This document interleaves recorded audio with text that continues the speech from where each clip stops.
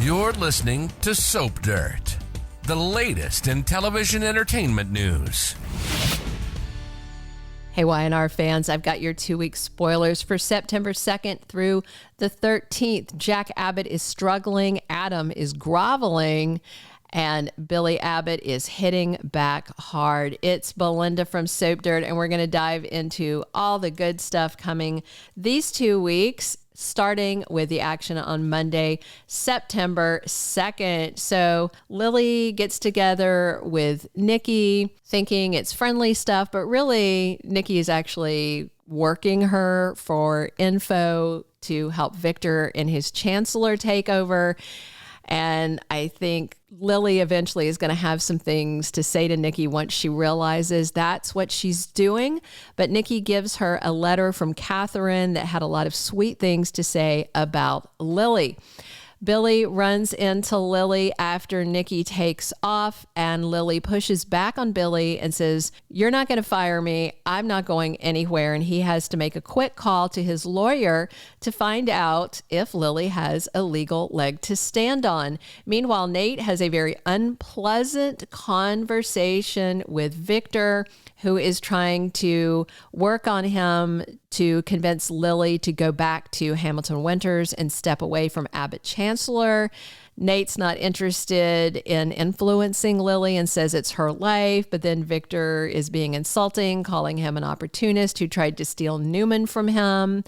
But then he backs off and just says he has Lily's best interests at heart. I don't think Nate believes that at all. Nikki and Victor talk about their Nate and Lily chats while Victor gets an interesting phone call. It is from Lily. She wants to talk to him about Billy. Speaking of Billy Boy, he and Sally talk about what has been done to them and the cheating. He says we're victims. She says I'm not a victim.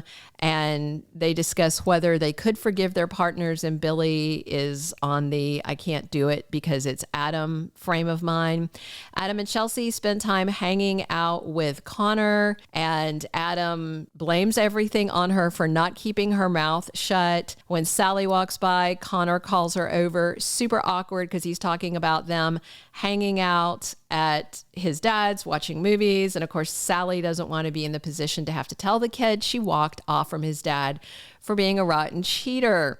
And Chelsea tries to encourage Sally to forgive Adam, but Chelsea has had it and said, that's it. I'm completely done with this. And you can't really blame her, although I do love them together. Tuesday, September 3rd, Chelsea again goes to work on Billy about wanting his forgiveness. And I think he's going to tell her the same thing he told Sally. Like literally, you could have probably slept with anybody else and I would have looked past it, but not Adam.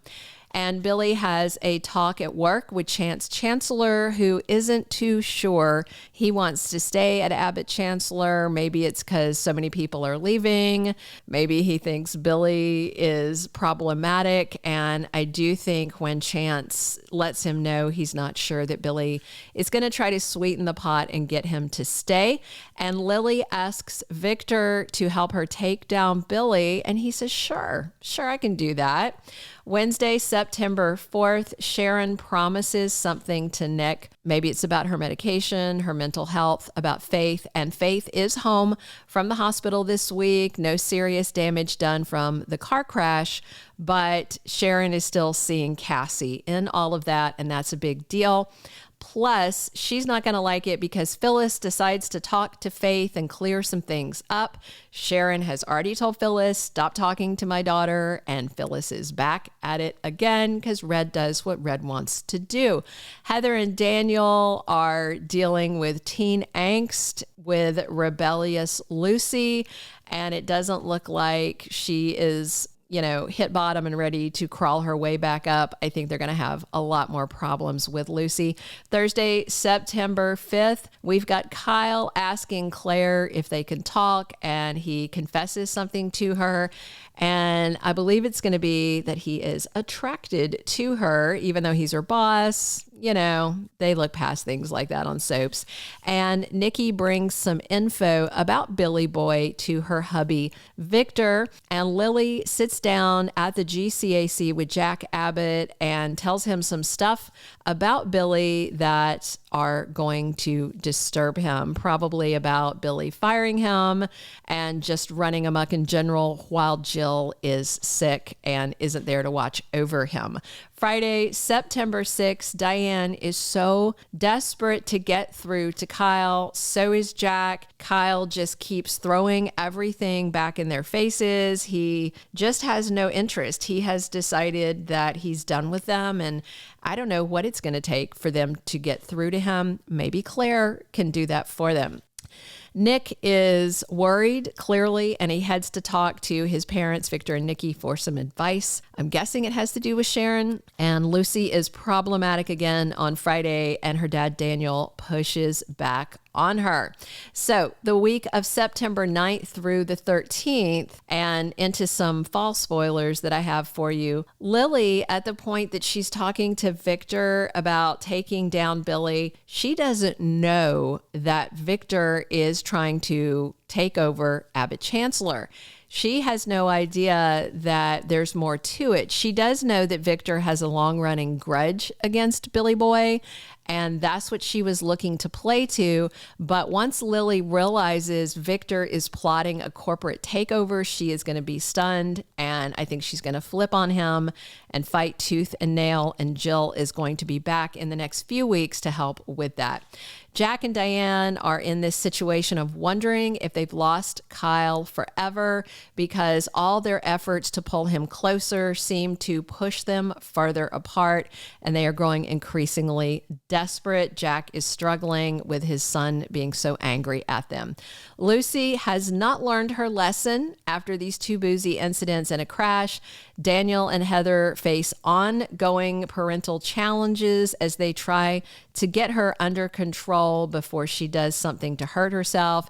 And again, this is all triggering Daniel again as well, because he feels so guilty about what happened with Cassie. And then we basically have Lucy behaving in the ways that Daniel did when he was a teen, sneaking out, underage drinking, that kind of stuff. So it may feel to him like his chickens are coming home to roost. One of the things my mom used to say to me, just side note, you guys, I don't know if your moms said this to you, when I was a difficult teenager, because I was, she would tell me, one day, I hope one of your children grows up and acts just like you are right now. That wasn't just a prophecy, that was a curse, because one of my kids did. So Adam is going to be groveling and begging at pleading at Sally's door. He really wants her back. Chelsea's doing the same with Billy. They are both chasing what proves to be elusive forgiveness from their partners. Meanwhile, Sally and Billy keep hanging out and commiserating, and that just, I think, has a lot of us wondering if something is going to blossom there. So Kyle wants to get closer to Claire, and it looks like the nanny is going to date her boss. It looks like she says yes very soon when Kyle wants to take her out on a real date. And Sharon is still falling apart after this car accident. Even though Faith is fine, the issue is Sharon's not fine. She is not medicated, and Phyllis has rubbed Sharon the wrong way by coming at Faith. Looks like she's talking to her about the accident with Lucy. And of course, Cameron has his claws into Sharon. So she is plotting a plan of revenge that seems to involve the Romilades and maybe Phyllis as well. And Nick is increasingly worried about his ex-wife's mental health. Those are all of our 2 week spoilers. Please subscribe if you haven't already. Definitely drop me your comments. I love to read them. It's Belinda from Soap Dirt. Come back soon. We're here talking Young and the Restless 7 days a week. Thank you for being a loyal listener. Follow us wherever you get your podcast, because you don't want to miss the next episode. Soap Dirt is on all the major podcast platforms, including Apple Podcast, Spotify, iHeartRadio, and more.